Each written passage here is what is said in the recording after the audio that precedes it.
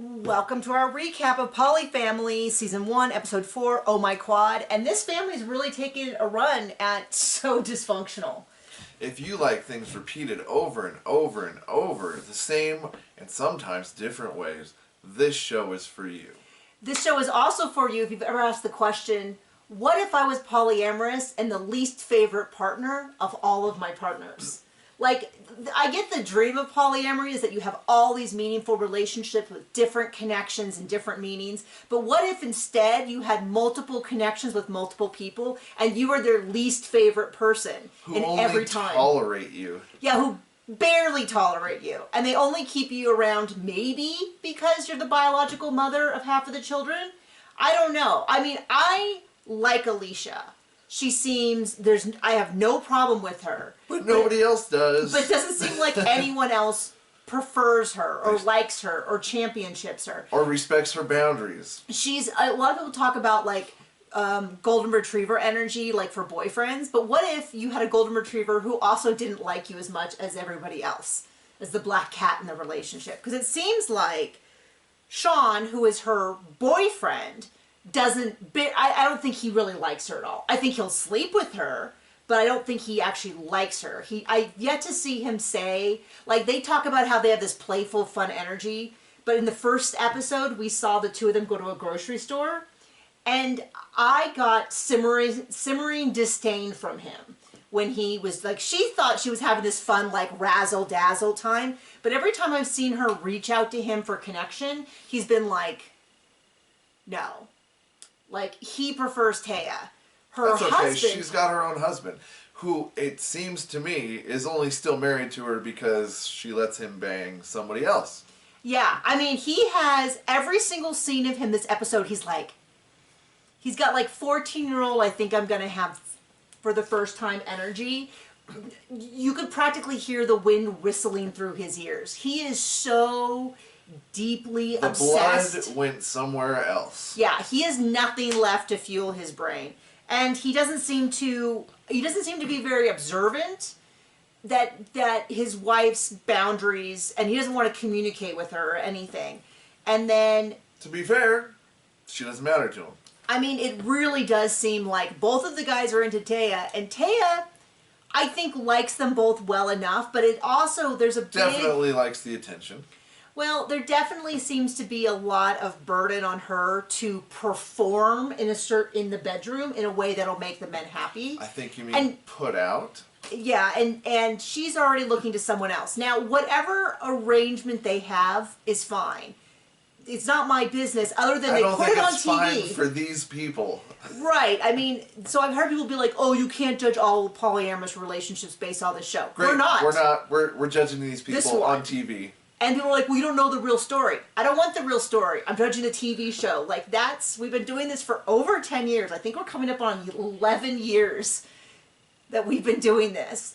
And the way we do this is we watch the show, we talk about the show. And people have said, oh, they're just making up storylines. Great, then we're judging the made up storylines. But it still seems like it's a wild choice because you can't then be mad at me. Like, if you're an actor, you go, oh, you can judge the character on TV, but don't judge me, the person. I'm judging the character on TV, but then you can't be like, no, that's actually me, and you can't. It's like, okay, then... Don't be on TV. Then don't make up storylines. And it does seem that if one of Alicia's boundaries is she doesn't want to hear about their sex lives, it does seem like going on a TV show where they're going to talk about their sex lives is like a boundary breaker for her. But still, everyone cares. To be fair, she's got partners that don't give a rip about her boundaries. So let's start into the actual episode to show what we're talking about. So they're going to a local Santa event. Sean and Tyler have kind of talked. Tyler seems to think that everything's okay. First thing that happens at this Santa event is they see someone there who doesn't have anything to do with them or the show. They just happen to be in the same place. And guess what? Guess what? Guess what? They're polyamorous. He's got to explain it. This is so typical. And then he explains it again. And then he explains it again. And then he explains it like, oh, I've used the analogy of step-parents. How many times can you explain this in pretty much the same way? Got it. I got it the first episode. Understood. It's definitely how TLC does their shows, where they're like, maybe someone had some sort of like they've never seen the show and they just started at 7 minutes into the episode, we have to make sure to explain what's happening. It's like, how do we make a show for people who just had a stroke and can't remember anything? Or who are far more likely on their phone watching TikToks as they're watching the show, and they're trying to like balance both of those two things. By the way, if you don't want to watch this show alone, you can join our Patreon, where we post a video of us live reacting to the episode and talking over them. Yeah, you definitely don't want to watch it, and you're not going to hear half of what they say because we're making fun of them the whole time. It's okay. They only repeat themselves constantly. Yeah, so don't worry. If you miss it, not missing anything. It'll come up in a minute. So yeah, they go to the Santa thing. Tyler seems to think that they're okay, and Sean does not seems to have simmering rage the whole time. I think they brought their tension from 100% to 95, and Tyler is like, "Okay, we're great."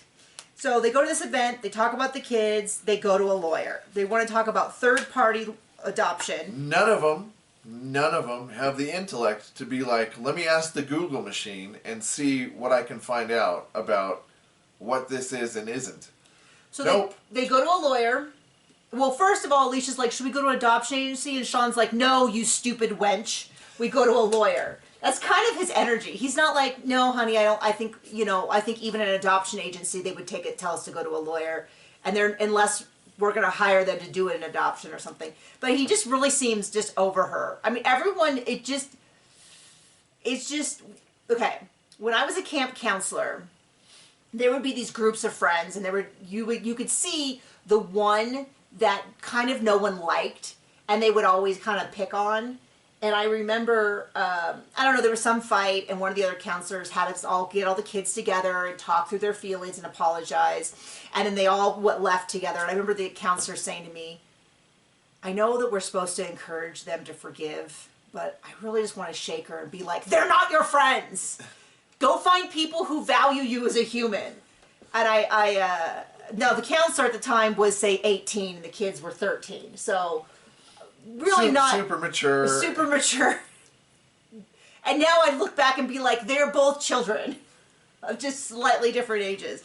But that's how I feel, which is like, why I want someone to be looking out for her and being like, I don't like the way your husband has shifted all of his energy to his girlfriend. And I don't like the way your boyfriend doesn't seem to value you in any way. And everyone seems to be talking around you and using you as a convenient... Because like she even explains... It seems like her family has said that, and so she cuts them off. Well, the thing is, we don't really know. Her family also might have said...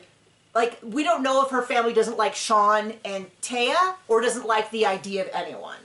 It could be either. Well, but sometimes you don't like the setup, and it's not because you're bigoted, it's because they're bad people. I'm not going to say that that's all the time, by any means, but occasionally it is the case. Like with this show. Maybe with this show. I'm not gonna side with the dad, because the dad may also be a tool.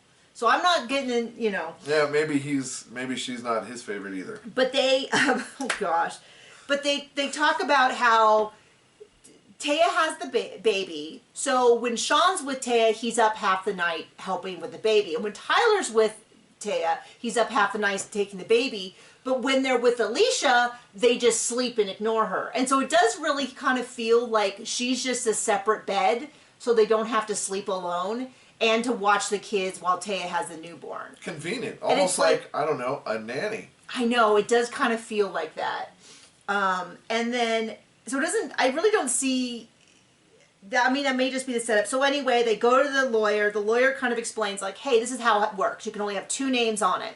So we could test paternity and then take off, because the default is the woman who gives birth, her legal husband is on the birth certificate. I know that that's for several states. That's how that works. And the only way to change it would be if the father gave up his rights and put the other one on. And each one of them is like... In Oregon, 2 people on the birth certificate. I think that's everywhere. I don't know if there's any place where you have 3. Don't care. In Oregon, this is the way it is. Oh, yeah. But that's okay, because... What are the ladies' names? Alicia and Taya. Alicia wants another opinion, because, again... I know. She's like, should we get a second opinion? They don't know what a mobile phone is with a Google machine. So they explain that basically the only way it's going to change is they have to appeal, and maybe do some legislation change. Change the law. Change the law.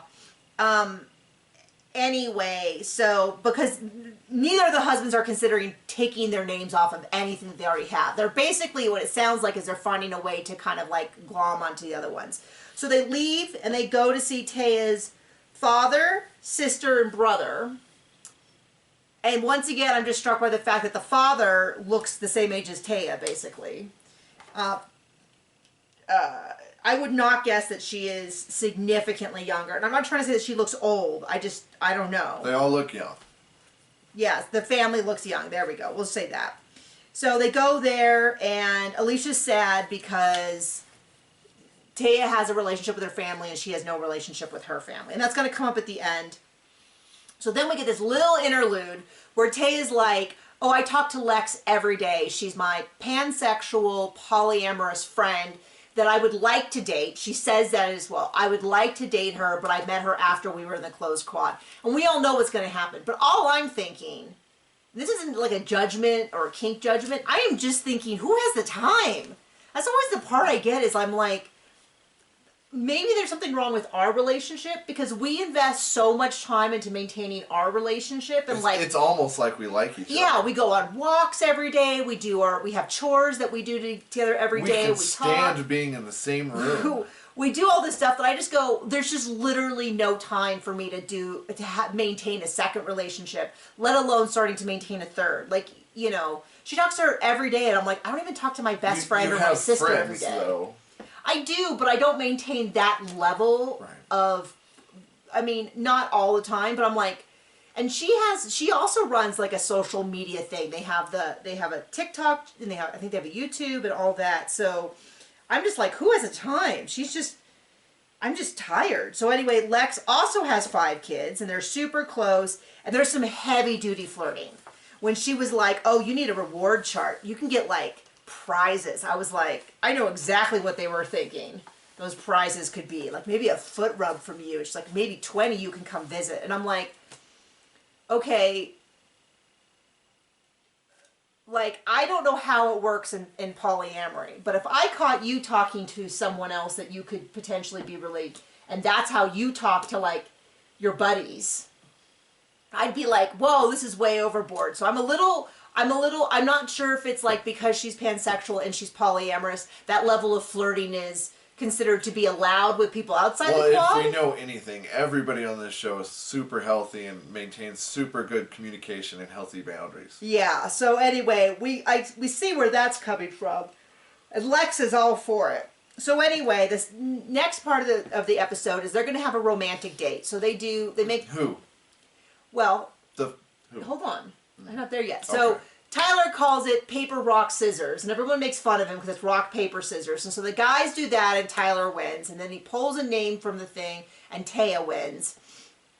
And they're going to go on a romantic date. And Alicia's kind of like, I never go anywhere with Tyler, and he doesn't do anything romantic for me. But then for Taya, he like books a special little room on the coast, and they're going to go overnight, and he's brought roses and flowers and edible body paint and all of that. And I'm like, yeah, this definitely seems like Alicia's highly valued in their relationship. Yeah.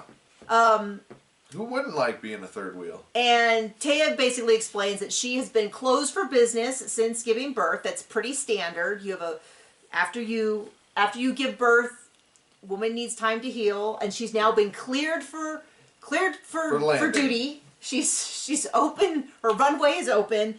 And Tyler, the whole way there, is just like, we're going to do it. We're going to have sex. And she's just like, okay, a little intense. And so they get there, and he is like, I'm going to be so romantic. And he puts a blindfold, and he has her sit in the bed, and he's like, look, roses. With cameras. With a huge camera in your face and some edible paint. Let's get going. And she kind of has a little bit of a breakdown. And it just explains, and she goes and hides in the bathroom. And he does seem kind of sweet about it, kind of, but it's still incredibly earnest. Incredibly like, okay, so do I just need to hold you for a while? We can do whatever you want. We'll just leave those edible body paints out, just in case we change our mind. And I knew she was going to the way they talk about her is sort of feels like that's her job to be available. I don't like it. It kind of, I mean, I'm not trying to be like puritanical here, but it does sort of seem like they objectify her. That she has a duty. You know, he's already said, you know, she's kinkier than his wife and she does a lot of stuff his wife won't do. And it feels like that's the agreement, and how else she feels about that doesn't really matter as much. It's also weird to me because I feel like this is the first time they've had this conversation. And she's been postpartum for 2 months, and it feels like, I don't know, maybe there could have been discussions leading up to it. There could have been communication. There's wooing, like, I'm sorry, a couple of rose petals on the bed is not like everybody acted like it was the most romantic thing ever. And I was like, or maybe talking about her feelings and rubbing her feet and being like, let's snuggle up in a blankie. Oh. Whoa. She just needs to put out. That's what she's there for. They make it seem in this show. To be clear. But I mean, it's that idea that this is not John speaking. This is what we're seeing on TV. And I know, people are going to be like, oh, you're judging him so hard because it's on TV. Okay. Yep. Your point. Yep. I'm talking about TV. But it was just sort of like, it made me feel kind of icky watching, where I was like, geez Louise, I don't know. I don't know that, like, throwing some rose petals on the bed, I don't know, to me just doesn't feel like, I don't know. I'm going to sound like such a woman here. More about connection and talking and feeling connected to your partner and cared for. I don't know. Not for Tyler. He's horny. Well, don't worry. Don't worry, everyone. They did, in fact, do it. And we know that because as soon as they got back and she got her baby back, Tyler was like, let me give you the rundown on all the things we did. And Alicia responds to this by being like, this is one of my boundaries. I don't want to know what you did. And then Sean's like, I don't care. I don't care. Right, and also nobody cares about her boundaries because... And they just keep talking about it. And she keeps saying, I don't want to hear it. And Sean just keeps yelling about how he doesn't care. And I'm like, great. I love that everyone... And Taya just sits there and I just go, okay, this definitely seems like the opposite of open communication and respect of boundaries. And Tyler just keeps going, well, I didn't say we had sex. And she's like, okay, so you guys did edible paint with your clothes on. Like, come on, we know what this is about. And it just keeps going on and on and on. Now, part of me does go, yeah, you must have known that when they were going to film the TV show, like, I don't know. But the guy, Tyler, just doesn't even have anything going on in his head still. He's just completely just gone. He has no idea why this is bothering her. And no one seems to care. So there you go. So she's super upset. Everyone's really upset. And then Sean kind of chews her out. It's kind of like, well, I don't care. I don't get what the big deal is. You knew they were having sex. And I'm like, well, I'm glad that nobody here cares about her feelings. That's super fun to watch. Then we get a sneak peek where Alicia's saying she wants to reach out to her father. And Sean is like, and everyone's like, no. It's going to make Sean and Taya feel bad. And it's like, okay. So nobody cared when Alicia felt bad about something, but so now Alicia can't even reach out to her. Now, I don't know, like, I understand them saying boundaries about, like, well, we don't want him around until some things are fixed, but they just sort of seem like, no, we're done with the guy altogether. And it just seems like, okay, so when it's Sean or Taya, everybody cares about their boundaries and feelings. When it's Alicia, nobody gives a flying fig Newton about her feelings. And I just don't know what she's getting out of this relationship, because it seems like she doesn't have a good... Her husband's putting all of his energy into Taya. Sean seems to just be there to tisk at her and tell her how she's doing everything wrong. Every time we've seen her go to him, he's been a jerk to her. Taya doesn't even seem that interested in the two guys. You can't even say that she's like that into both of the guys. It seems more like like she's just there to keep them happy. But what she really wants is outside of the quad. I'm kind of excited now to see, I kind of do now want Taya to have a relationship outside the quad, because then these guys can deal with some of their, like, oh, you know. Well, if we know anything, they will deal with it healthily. One of them will end up having to sit at home alone while she's out with her girlfriend and Alicia's with one of the two guys. And frankly, which I know is not how this whole relationship should not be working on the basis of everybody should be miserable. But I don't know. I feel like it's only like been 4 episodes. I said 3. 4 episodes, and we've seen Alicia sort of the short end of the stick every time. I'd like to see some other people get the short end of the stick, so to speak. So anyway, thank you for joining us. Yeah, bye.